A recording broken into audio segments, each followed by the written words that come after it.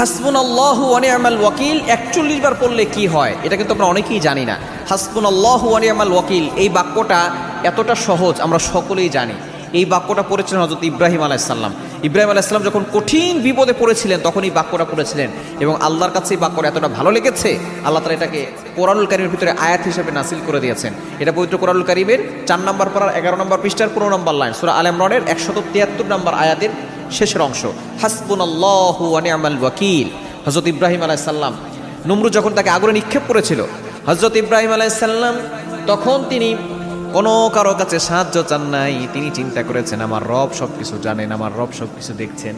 তিনি বলেছেন হাসবুনাল্লাহু ওয়া নি'মাল ওয়াকিল, আমার আল্লাহ আমার জন্য যথেষ্ট। আল্লাহ পাক রব্বুল আলামিন সাথে সাথে সাহায্য পাঠালেন। আগুনকে ডাক দিয়ে বললেন কুলনা ইয়া নারু কুনি বারদাও ওয়া সালামান আলা ইব্রাহিম, ও আগুন আমার ইব্রাহিমের জন্য শীতলময় ঠান্ডা হয়ে যাও।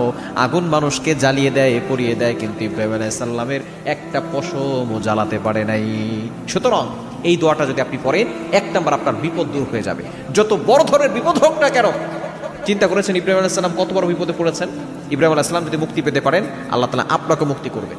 সে আল্লাহর শক্তি এখনো আছে, এটা কোরআনের আয়াত। আল্লাহ পাক রব্বুল আলামিনের কাছে যদি আপনি সাহায্য চান অবশ্যই কঠিন থেকে কঠিন বিপদে আল্লাহ আপনাকে সাহায্য করবেন।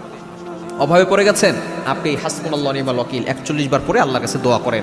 আপনার ব্যবসায় লস হচ্ছে, দোকানে ব্যবসা হচ্ছে না ঠিকঠাক মতো, কেমন যেন দিন দিন কাস্টমার কমে যাচ্ছে, আপনি দোকানের ক্যাশে বসে প্রথমে দুরূদ শরীফ পড়বেন, এরপরে হাসবুনাল্লাহু ওয়া নি'মাল ওয়াকিল 41 বার পড়বেন, শেষে আবার দুরূদ শরীফ পড়ে আপনি একটু দোয়া করবেন। দেখবেন আল্লাহ তাআলা আপনার ব্যবসায় বারাকা দান করবেন।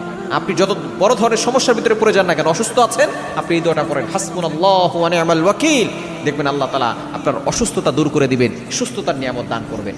এজন্য আপনি যখন এই দোয়াটা পড়বেন তখন দেখবেন আপনার বিপদ দূর হবে, কষ্ট দূর হবে, বালা মুসিবত দূর হবে, টেনশন দূর হবে, দুশ্চিন্তা দূর হবে এবং সকল বিপদ আপদ থেকে আল্লাহ আপনাকে হেফাজত করবে।